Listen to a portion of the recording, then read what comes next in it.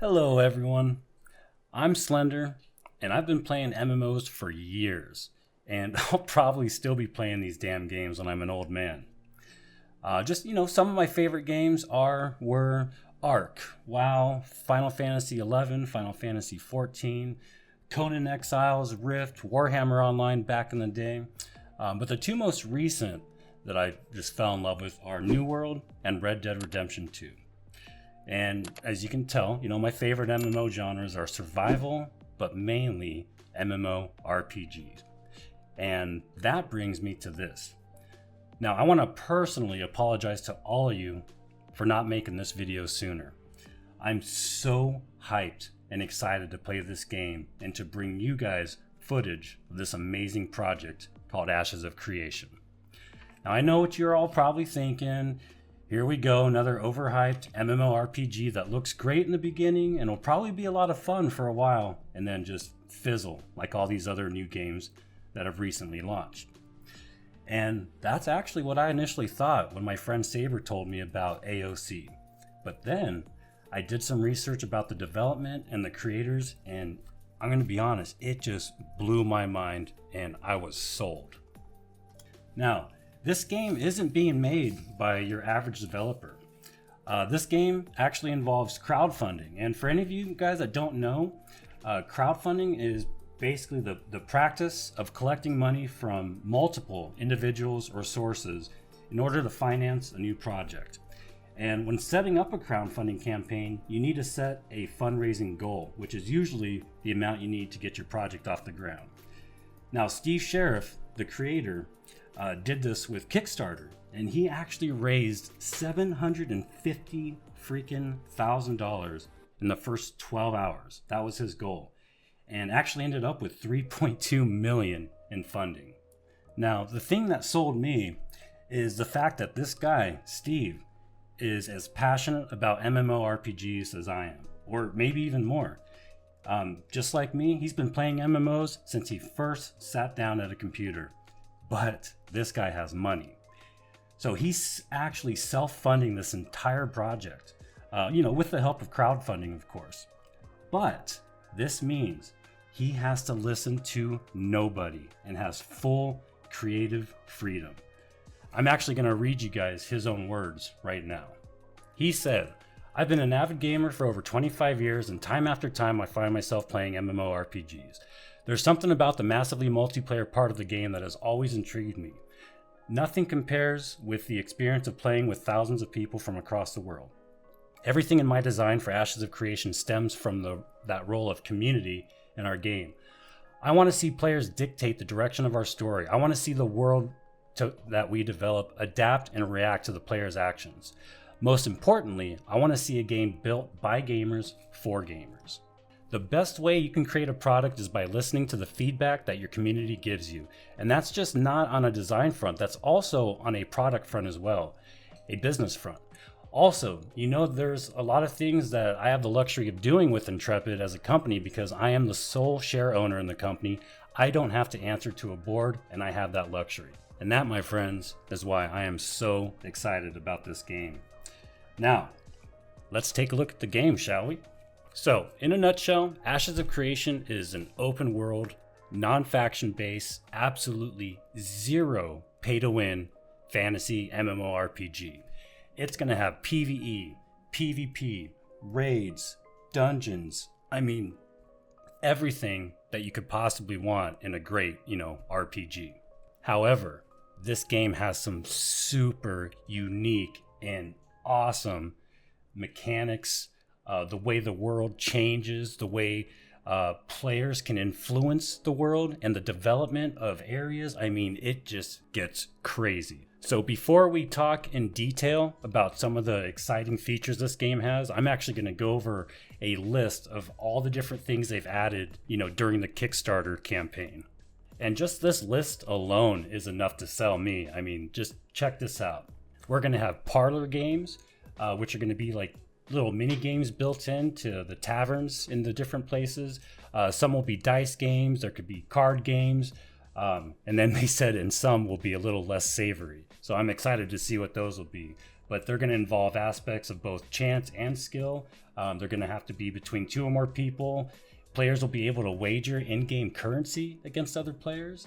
And the developers are actually considering a secondary currency for tavern games that would enable like the purchase of cosmetic items and stuff like that. And there's going to be unique games that can be acquired through adventuring in the world. They've added cute little small pets that you can get, like you see in Lost Ark and other games like that. They're going to have group mounts. So multi-passenger group mounts were unlocked during the Kickstarter, and these will be like elephant-sized or larger. Group mounts will be, a lot more rare and more difficult to obtain than regular mounts, of course.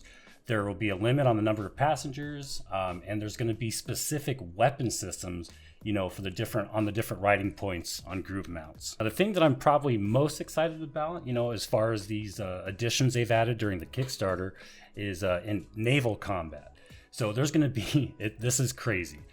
There's going to be stuff above and below the sea. So you're going to have aquatic mounts, coastal nodes, fortresses, harbors, island chains, naval caravans, naval NPCs, PvP objectives, quests, raids, ships, trade routes, treasure hunting, and even underwater dungeons. Yes. Another really cool thing is something called the Underrealm. So the Underrealm is actually an underground area where there's going to be bioluminescence and stuff like that, so it lights up. There's going to be deep caverns, underground valleys. I mean, it sounds really, really cool. So I'm sure you've heard me mention the word node a couple times, and it's a really unique, probably the most unique part about this game is a node is basically like a big area in the world, and these different nodes will start to evolve and change, and players have a direct impact and influence on how they change, how they develop. You can find a uninhabited area, and eventually over time it can turn into a town. It's going to be crazy, and I'll get more into depth explanation in other videos. But one thing that I want to talk about is the stock exchange.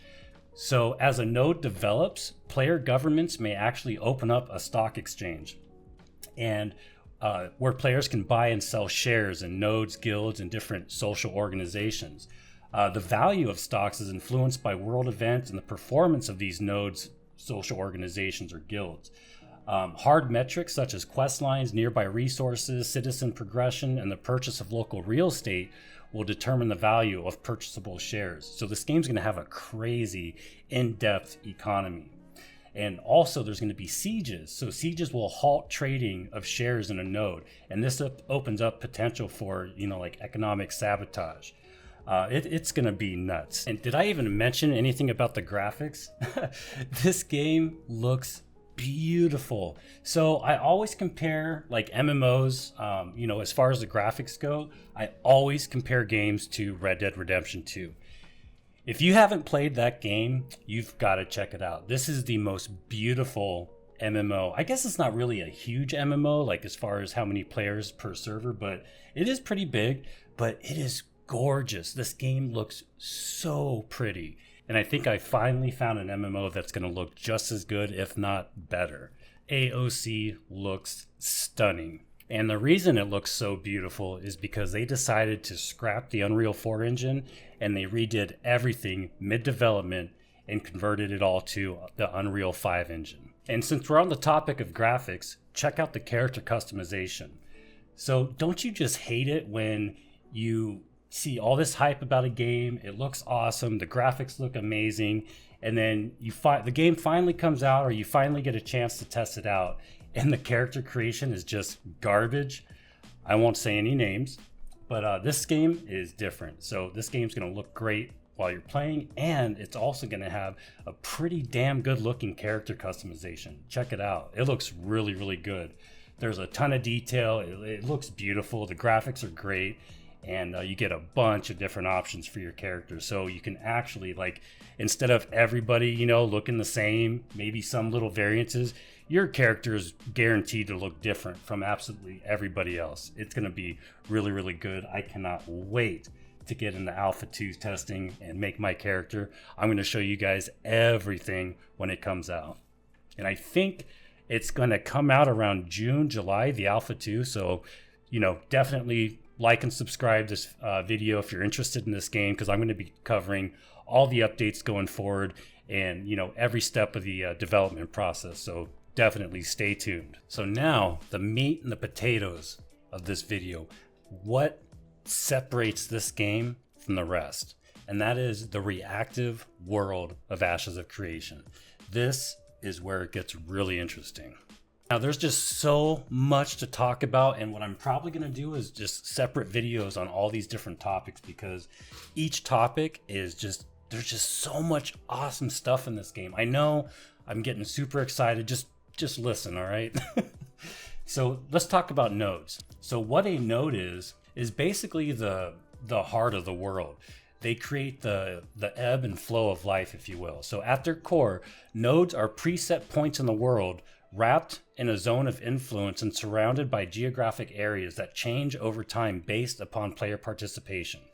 So the world map's divided into different regions, and each region contains multiple nodes.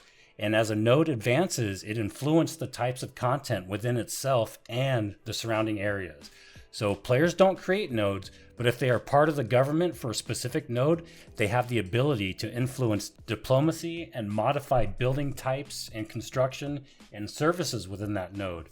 So there's going to be a total of 103 node locations at launch, each with its own impact on the narrative and the development of the world. So each node type has a superpower or ultimate ability that becomes unlocked when the node reaches level 6, which is called the Metropolis stage. So divine nodes at the Metropolis stage, stage 6, may unlock a procedurally built like mega catacomb or dungeon beneath it that connects to its lesser nodes.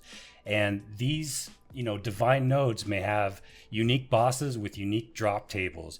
So I can't wait to see what it actually looks like and how it actually works, but it sounds so cool. Each node is going to have its own economy, and once it becomes like the Metropolis stage, it's going to have a linked economy superpower. So economic nodes with this superpower share their auction house listing with all the other ones. There's also going to be military nodes, and there's going to be bounty hunters.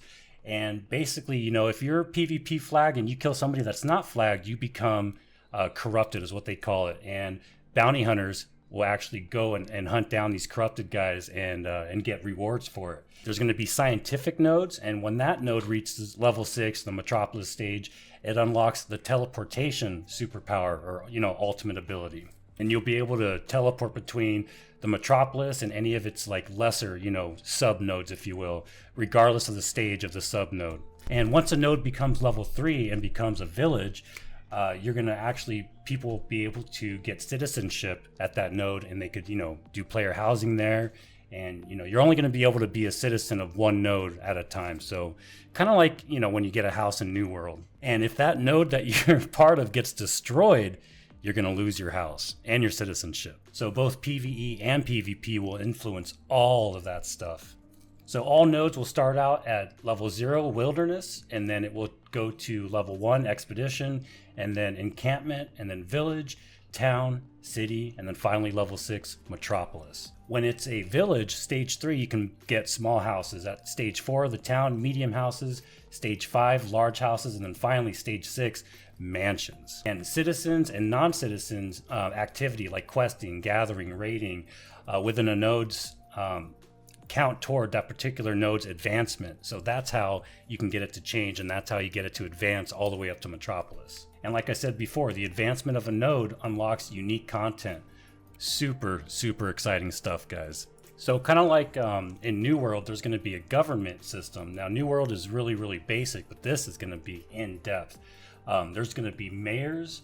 There's going to be, you can have elections and stuff. So mayors are going to be the leaders of the node's government, and they're going to be able to like control the development of the node. So like, how the governor decides, what to upgrade in the cities and, the taxes and stuff. This game's going to have all that, but just way, way more in depth. There's even going to be elections, and this is between real players.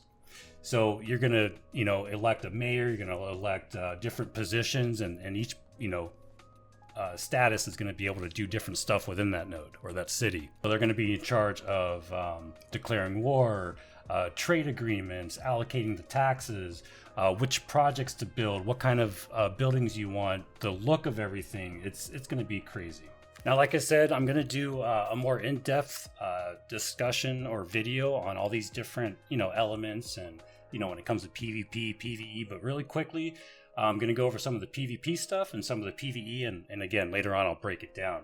But there's going to be caravan PvP, there's going to be castle sieges, there's going to be node sieges, guild wars, hunting grounds, naval PvP, and arenas. And for PvE, there's going to be quests, obviously, dungeons, raids, and my favorite, I can't stress this enough, how cool this is going to be. And I've been trying to get New World to add this, but they won't. World bosses, they're going to have world bosses. Let's go. I cannot wait to see what these are going to, oh my God, they're going to look so cool with the level of detail they put in this game. It is going to be amazing. Oh my God, I'm so excited. I'm sorry. I just can't. So the caravan PvP is where, if you want to do like a trade route, make some money, you take some kind of product from one place to another, but it's going to be PvP and other people can attack you and take all your goods. So that's going to be really cool, running these trade routes, kind of like Red Dead Redemption 2. And when it comes to sieges, there's going to be two different types of sieges. You've got the node siege, where you can try to take over a node or destroy a node, and then there's also going to be castle sieges where you can try to take over somebody's castle, I guess, and that's going to be all PvP.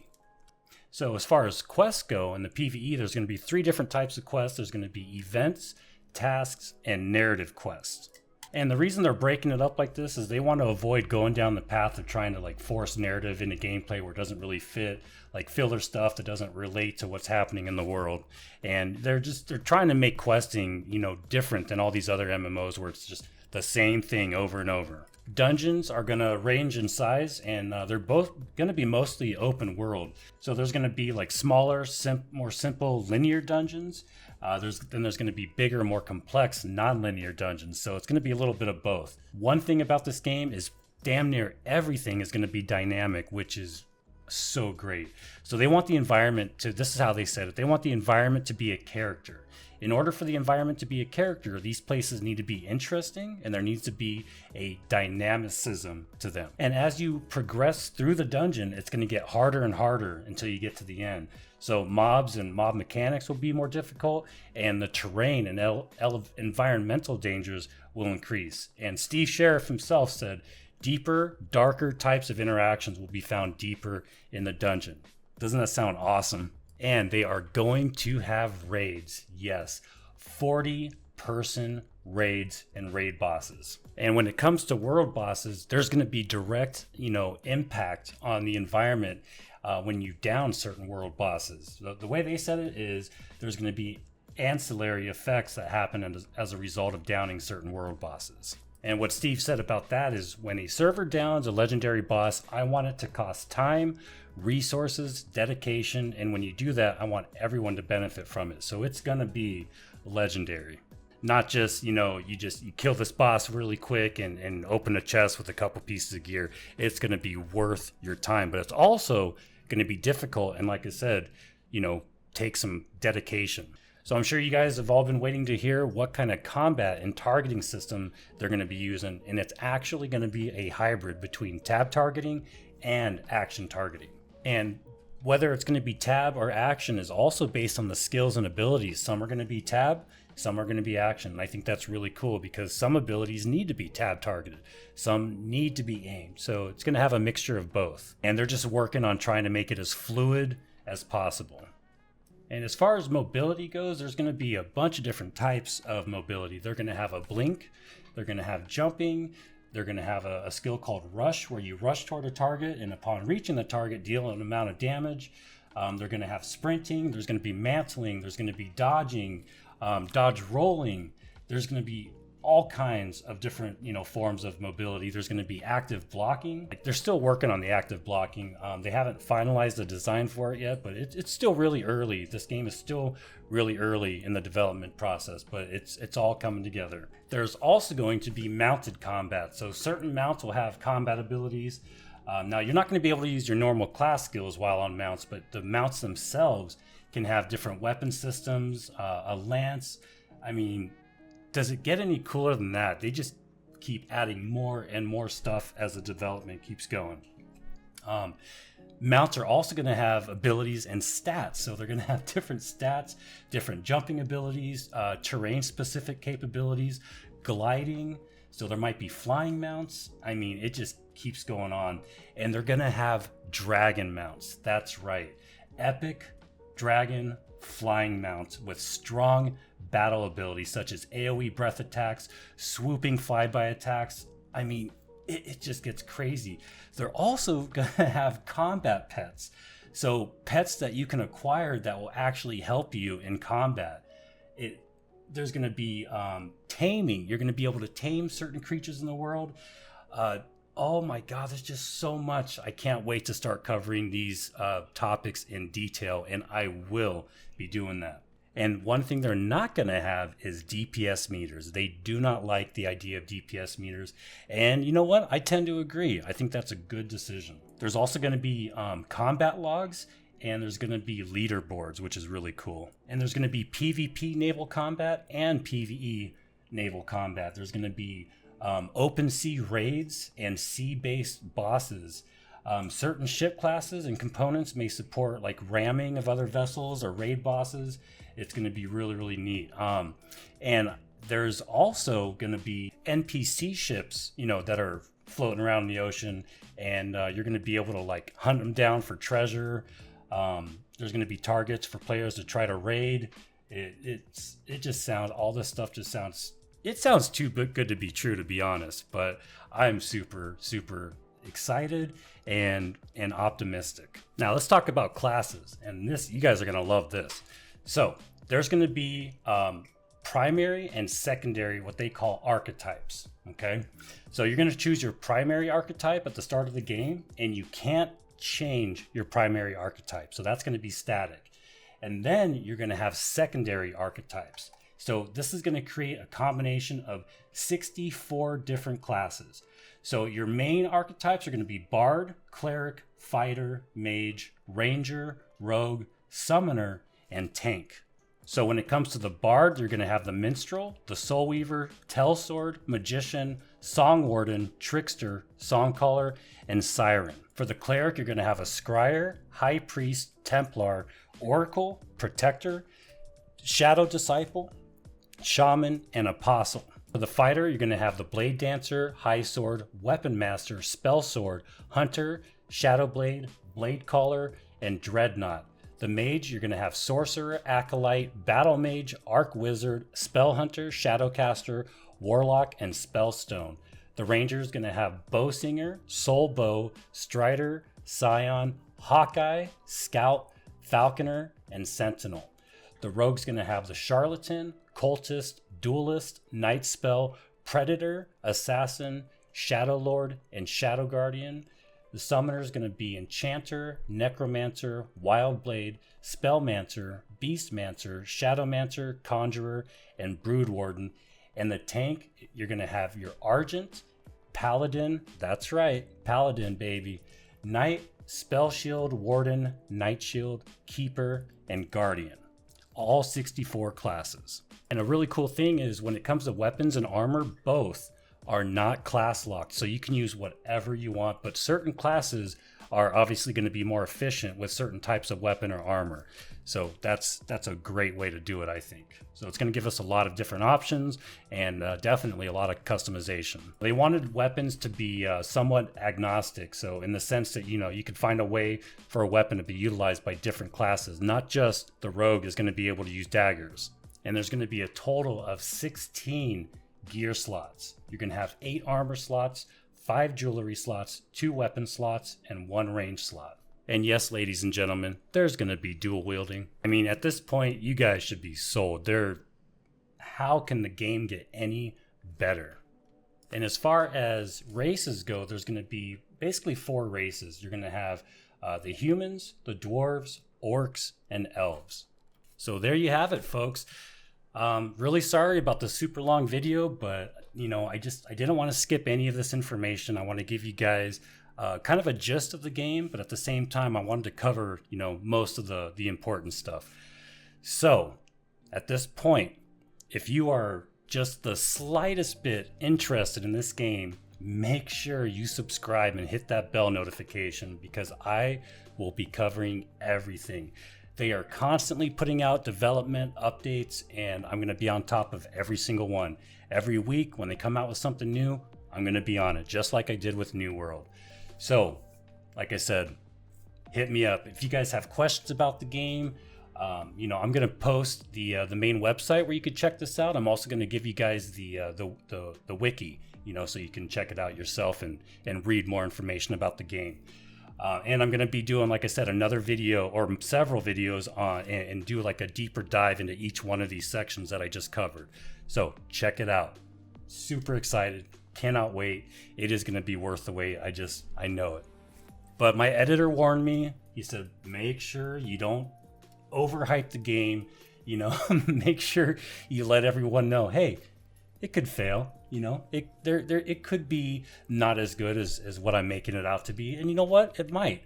But I don't think so. I personally think it's going to be an amazing game. So, let's freaking go. Intrepid Studios, you guys got this. My name's Slender. Thanks for watching, guys. Have a great day.